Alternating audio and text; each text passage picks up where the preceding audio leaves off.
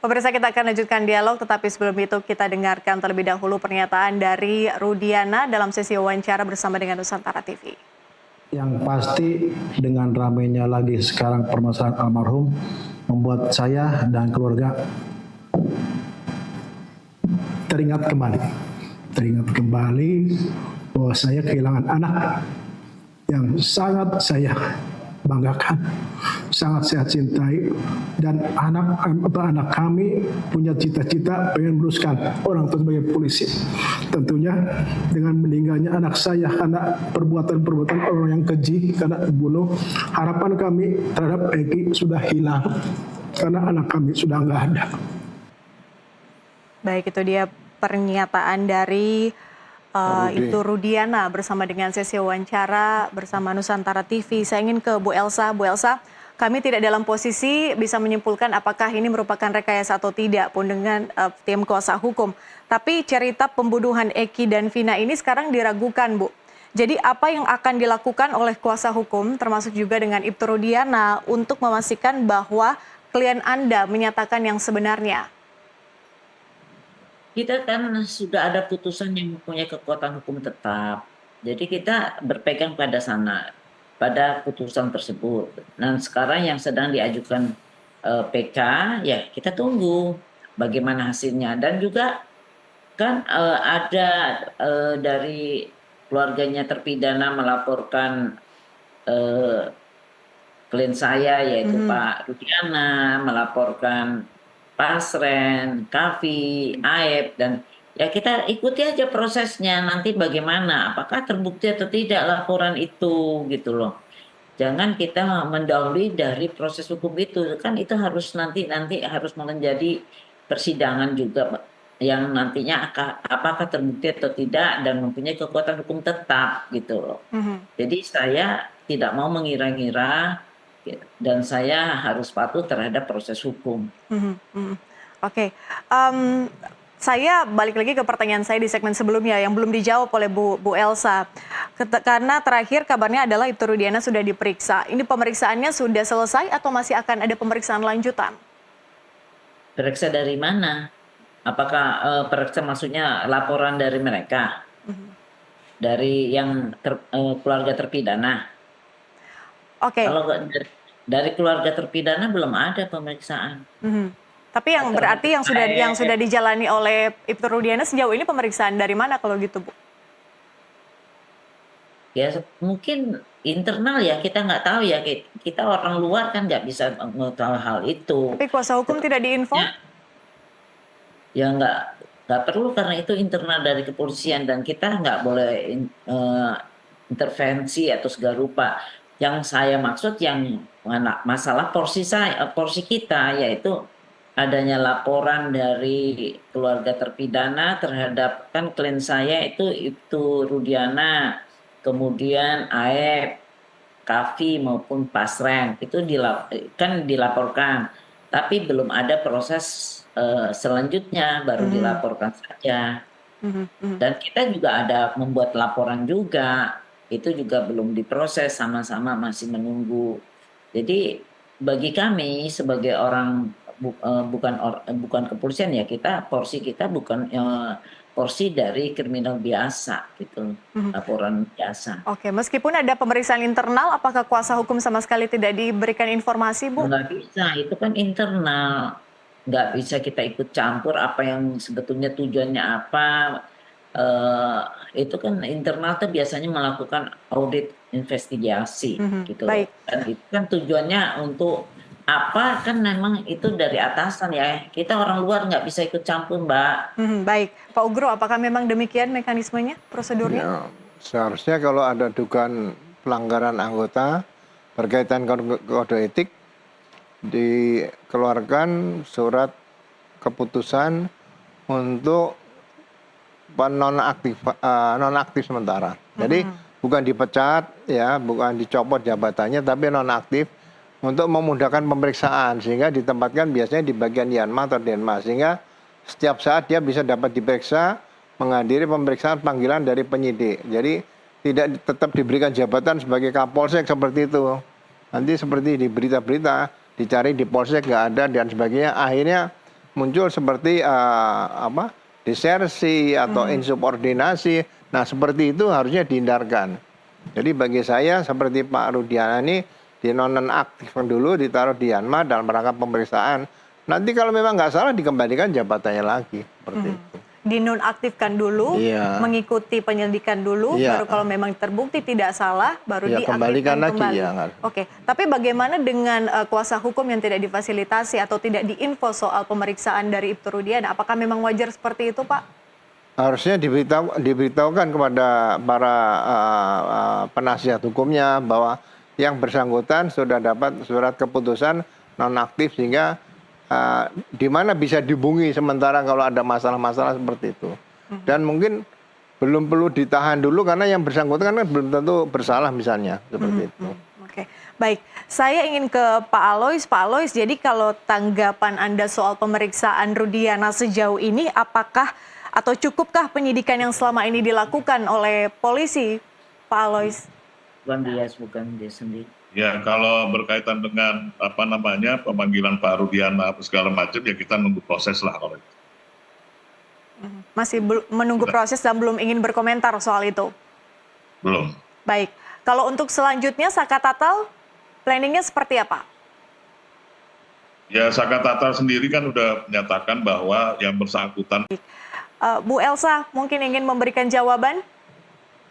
Ya, saya ingin memberi masukan bahwa pemeriksaan internal bukan untuk pribadinya Pak Rudiana klien saya. Seluruh penyidikan, baik dari Polda, seluruhnya sampai Kapolda dan semuanya, dan penyidik pada tahun 2016. Jadi bersama-sama. Jadi kalau menurut pendapat saya atau penglihatan saya, mungkin bisa salah ya, itu untuk mengetahui namanya audit investigasi bukan terhadap pribadi klien saya, tetapi untuk keseluruhan dari pengungkapan kasus ini. Itu yang ingin saya sampaikan. Terus saya ada lupa tadi, kenapa di lokasi-lokasi itu tidak ada darah ya. Karena setelah saya dapat informasi dari beberapa saksi, yaitu Suroto, Suja, Supardi, Muhyiddin, dan Tatang, Safrudin, itu pada malam itu memang ada hujan yang terus-menerus. Walaupun tidak lebat, tapi hujannya cukup terguyur di malam itu. Baik. Itu Bu Elsa mungkin ingin menjawab tadi tantangan sumpah pocong itu, apakah menerima atau menolak? Saya lihat klien saya nggak pernah melakukan menantang ya, tapi dalam hal ini kita tidak kita berpegang kepada proses hukum. Jadi janganlah kita melakukan suatu proses di luar pengadilan. Fungsinya juga nggak ada, cuma bisa mungkin framing atau ya sesuatu yang mana soal adat yang tidak bukan proses hukum. Tapi bukankah itu pertama kali dilontarkan oleh klien Anda, Bu Elsa, yang itu kemudian saya perlu luruskan ya. Baik. Bahwa itu adalah pertanyaan dari rekan saya Hotman kepada klien saya. Apakah ini kan memang banyak isu-isu yang mengatakan bahwa yang meninggal itu bukan anaknya Rudiana.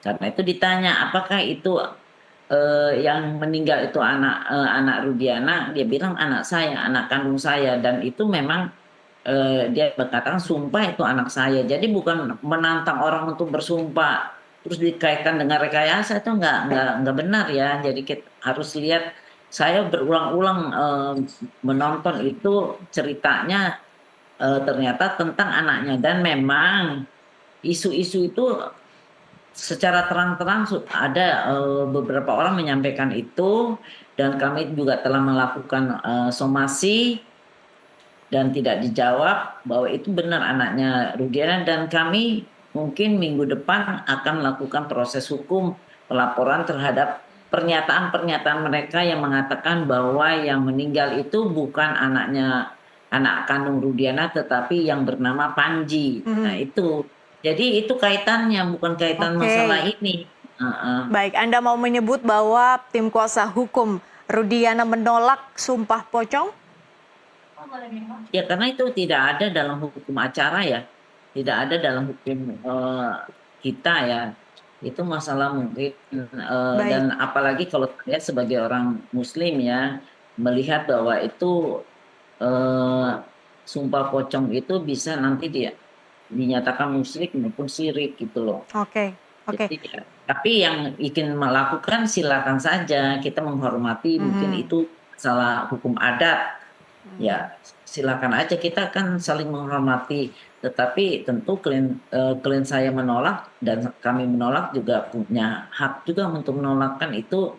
Yang setahu saya baru ada itu hukum penentu ya, waktu itu kasus warisan Baik. di Sukabumi yang mana notaris yang yang bersumpah tapi nggak dipocong-pocongin, baju biasa aja gitu. Baik, jadi intinya tidak diterima tantangan sumpah pocong itu. Terakhir, waktu kita sangat-sangat terbatas. Saya mau ke Pak Ugro.